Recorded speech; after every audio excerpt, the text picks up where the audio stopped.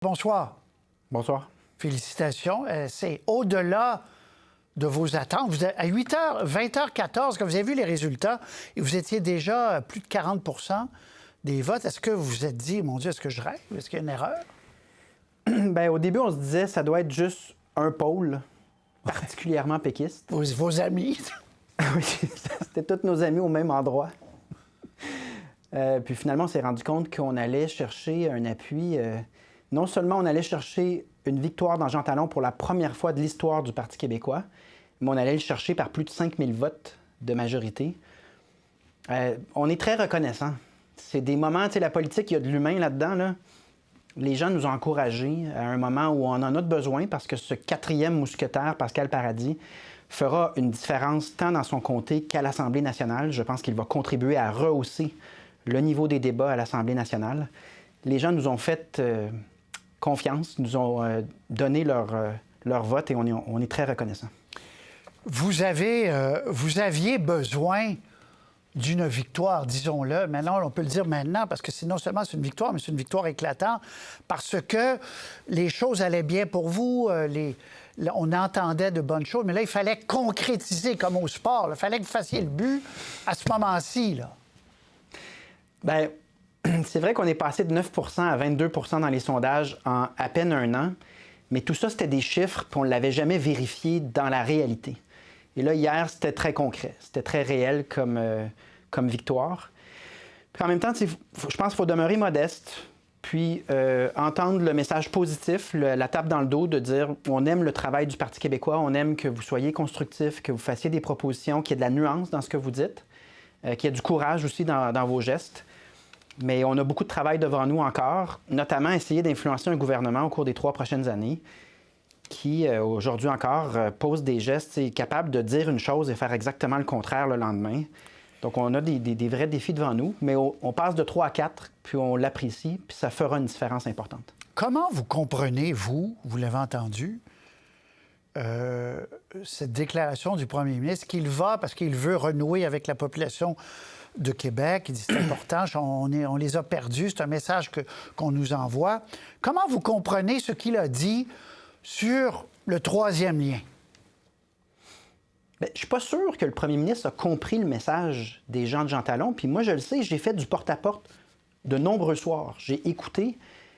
Ce que les gens n'aiment pas, c'est de se faire dire quelque chose, puis ensuite, c'est exactement l'inverse qui se produit. Puis ensuite, on fait une autre chose sur un coin de table, puis ça change constamment. Les gens veulent qu'on respecte leur intelligence, veulent voir de la cohérence. Donc là, aujourd'hui, juste pour récapituler, là, il y a 1 an, c'était le troisième lien autoroutier coûte que coûte. Il y a 3 mois, c'était ça prend du courage pour abandonner le troisième lien. Et là, on repart en disant, on va faire une consultation sur le troisième lien. Au niveau de la cohérence, puis au niveau du message qui a été envoyé par les électeurs de Jean Talon, là, je ne suis pas sûr que ça cadre, je ne suis pas sûr que le message a été compris. Maintenant, c'est difficile à commenter. Là, je ne sais même pas exactement quelle est l'intention du gouvernement. Et vous êtes toujours aussi contre, vous, au Parti québécois? Toute forme de troisième lien? On a proposé notre projet de troisième lien pour relier Lévis et Québec en transport collectif. On constate qu'on lance cette idée-là de consultation le lendemain d'une défaite cuisante dans Jean Talon. Donc, ça ressemble plus à de l'improvisation ou peut-être une tentative de changer, faire bifurquer complètement la discussion. Ça ressemble plus à ça qu'à quelque chose de sérieux. Ça a toujours été ça le problème du troisième lien. Ça a toujours tenu à quelques feuilles ou à l'absence d'études.